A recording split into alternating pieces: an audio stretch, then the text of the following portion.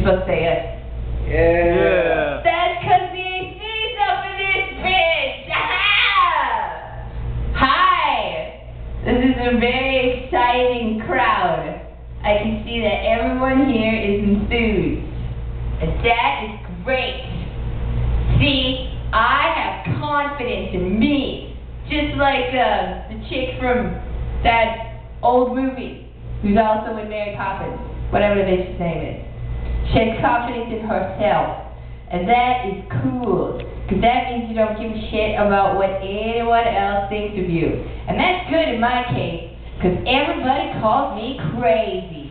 And that's totally fine, because I make claims that nobody else makes. One of them is that I most recently discovered how to communicate with cats and dogs. And it's really cool. The problem is, I started communicating with my cat in order to get her to eat more plant-based food. I kind of devised her diet a little bit better because I noticed that she was mentally ill. So I was like, how did I get over my mental illness? Well, I started eating a bunch of vegetables and fruit.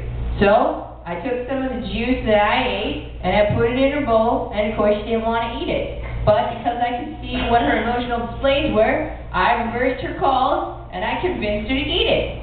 So we were actually going to get this on camera after the third time I had like a full-on conversation with her. And she was just like so excited to eat the food that she ran straight to the food. And so it sucked because then I couldn't have it on camera. The thing that really sucked was I put a little ad on Craigslist saying, I can teach you to talk to your animals. All I need is some gas money. I'm going to use that for a demo tape so that way I can try to get a show like Dog Whisperer or My Cat from Hell. Nobody bought it. However, people continuously pay $25 an hour for people to walk their friggin' dogs, which I think is ridiculous. Ridiculous. Meh. Well, I have a lot of really dumb stories, but I'm actually going to tell kind of a cool one. And this one kind of tells you like what to do when you're face-to-face with a psycho. I was face-to-face with a psycho outside of Amsterdam Cafe in NoHo not too long ago.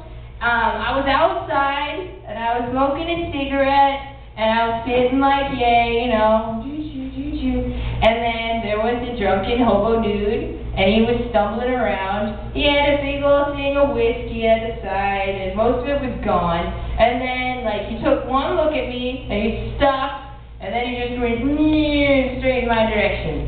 And of course, I was horrified, because I had no pocket change.